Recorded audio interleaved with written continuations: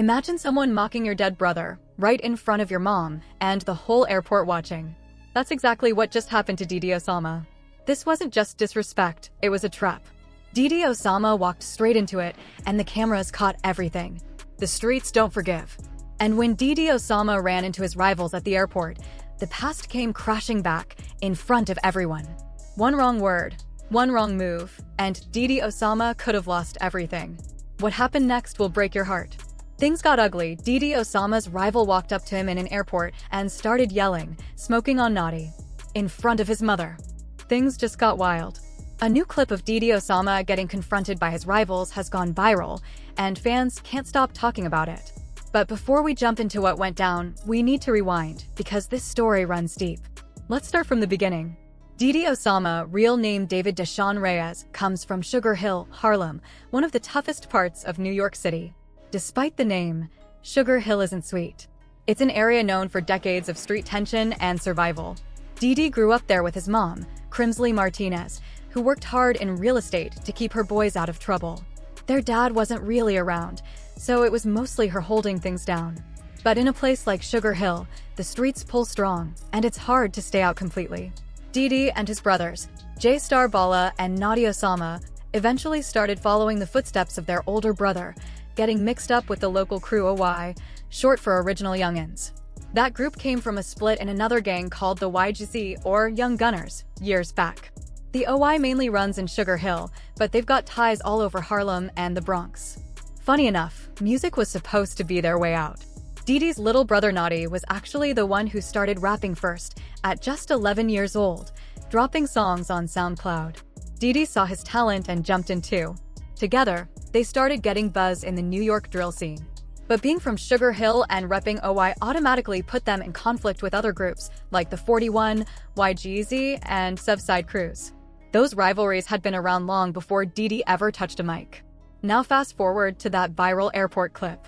The guy who pressed Didi wasn't a random fan, it was someone named Curry, a member of the YGZ from the 700, set in Washington Heights. That's the same organization the OY split from years ago, which makes this encounter personal. This wasn't just about fame or internet clout, it was a continuation of an old street war. There's real history, real losses, and a lot of pain behind it. And that's why this situation hit so hard for Didi. It connects directly to what happened to his younger brother, Naughty Osama. Back on July 9, 2022, Naughty, whose real name was Ethan Reyes, was only 14.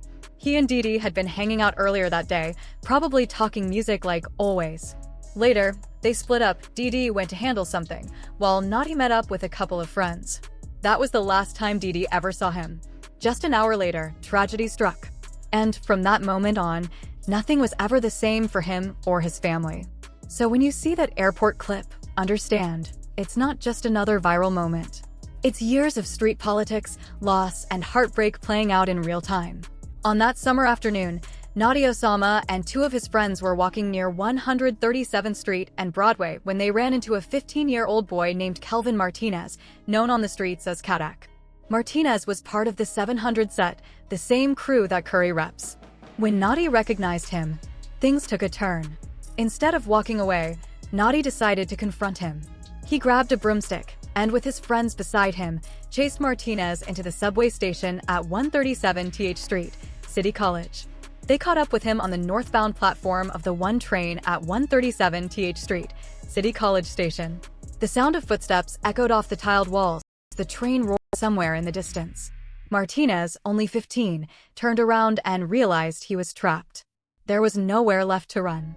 Naughty Osama and his two friends were right behind him. Naughty gripped the broomstick tighter in his hand. It was the only weapon he had. The tension in the air was heavy, like something bad was about to happen. They had chased Martinez through the streets, down the stairs, and now into this corner underground. For a few seconds, no one moved. Then it all broke loose. Naughty swung first. The broomstick cracked against Martinez's arm. His friends joined in, shouting and hitting, trying to overwhelm him. To them, this was payback, street justice. Martinez, scared and desperate, tried to shield himself, but there was no way out. The walls of the platform boxed him in, and the only exit was blocked. Then everything spiraled out of control. Martinez reached into his pocket and pulled out a knife, small but deadly. Before anyone could react, he lunged forward. The blade sank into Naughty's stomach. The force made him gasp, and the broomstick slipped from his hands. The knife had gone deep, piercing his liver. Instantly, chaos erupted. One of Naughty's friends reacted without thinking, stabbing Martinez back in retaliation. Screams echoed through the station as people nearby ran for cover. In the middle of the struggle, Naughty stumbled backward, clutching his stomach. Blood started to soak through his clothes. Still, in a final burst of adrenaline, he shoved Martinez toward the edge of the platform. Martinez fell onto the train tracks, but somehow managed to scramble back up, limping and covered in blood. Naughty turned toward the stairs, trying to get away, but his strength gave out. He collapsed halfway up, gasping for air. His friends panicked, yelling for help, but by the time paramedics arrived, it was too late. He was at Mount Sinai Morningside Hospital, but the doctors couldn't save him. The stab wound had done too much damage. At just 14 years old, Naughty Osama's life was gone, taken in a moment that started as a street fight and ended in tragedy. The news hit Sugar Hill like a storm. Word spread fast, texts, calls, and social media posts filled with disbelief and anger. For many, Naughty wasn't just another name. He was a kid full of energy, with dreams of turning his music into something bigger. Police quickly reviewed the surveillance footage from the station. The video showed everything: the chase, the fight, the stabbing. Within hours, investigators identified the suspect, 15-year-old Kelvin Kadak Martinez, from the 700 set, a group tied to Harlem's YGZ. He was arrested the same day and charged with second-degree murder. But as the days passed and the evidence came together, prosecutors changed the charge to first-degree manslaughter. They said Martinez had acted out of fear, defending himself from a violent attack. For Naughty's family, that explanation was impossible to accept. Didi Osama, his older brother, was devastated. He had been with Naughty earlier that same day, hanging out, talking about music, planning their next move. Just hours later, his little brother was gone. Months went by, and in October 2022, came the decision that tore open old wounds all over again. The Manhattan District Attorney's Office announced that all charges against Martinez were being dropped. They said they couldn't prove, beyond a reasonable doubt, that Martinez wasn't acting in self-defense. To them, the evidence showed that Naughty and his friends were the aggressors. To Didi and his family, it felt like the system had failed them twice, first by taking Naughty's life, and then by letting the person responsible walk free. Didi Osama went quiet on social media for a while. The loss hit him hard. Naughty wasn't just his brother, he was his best friend, his music partner, the reason Didi even started rapping in the first place. They had dreamed of putting Sugar Hill on the map together. Now, Didi had to carry that dream alone. The streets didn't get quieter after that, they got louder. Naughty's death became a symbol, another chapter in the ongoing war between OY and YGZ, between Sugar Hill and Washington Heights. Diss tracks started flying from both sides. Each song felt more personal, more painful. People weren't just making music anymore, they were grieving, fighting, and trying to survive. And in the middle of all that, Didi was trying to process the reality that being a young artist from the streets meant you could win the world and still lose everything that mattered most. What made Naughty's death hit even harder was his age.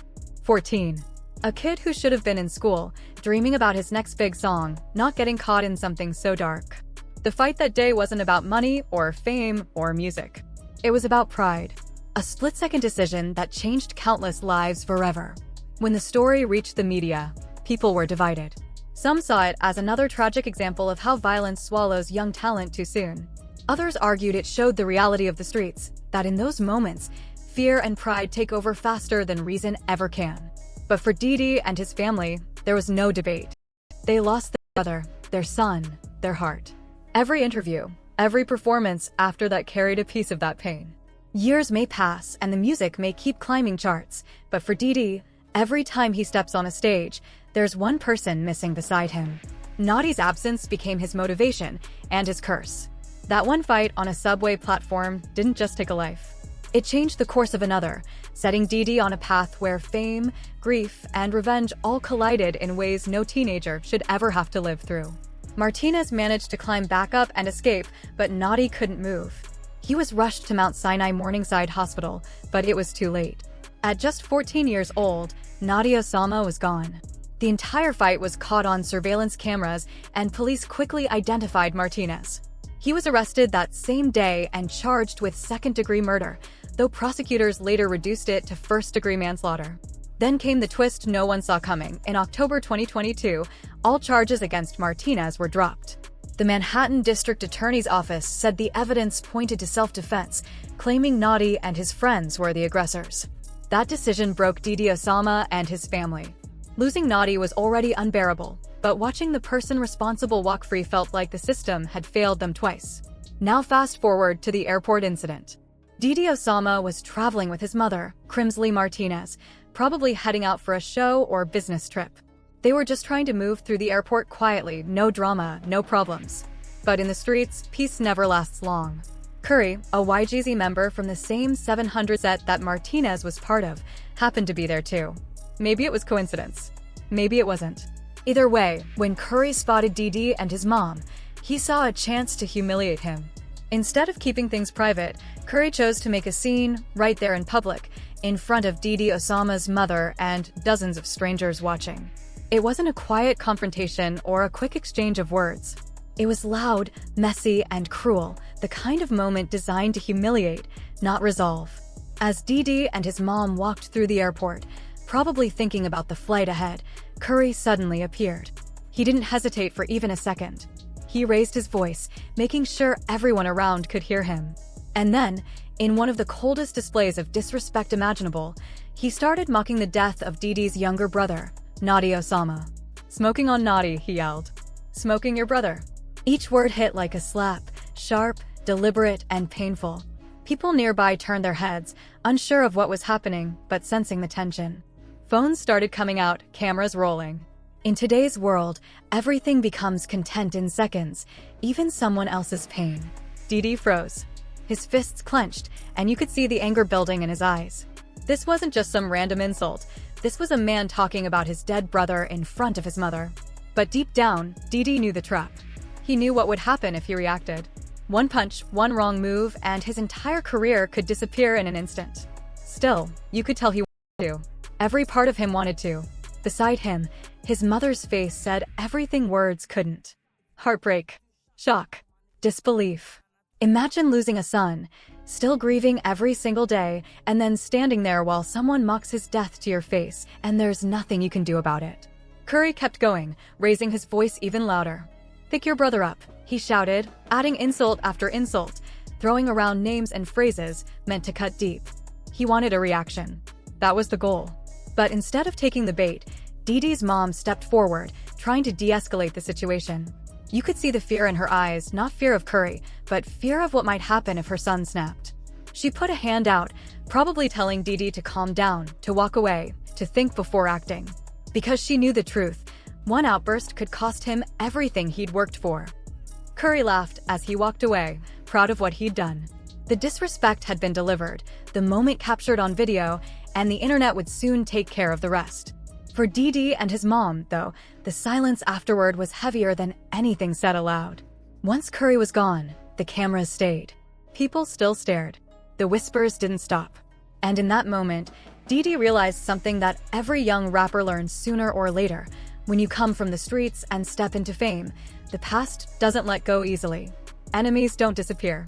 They wait for moments like this, where they can hurt you in ways that words shouldn't be able to. Later, that video would go viral. Millions would watch and comment, some calling Didi weak, others praising him for staying calm.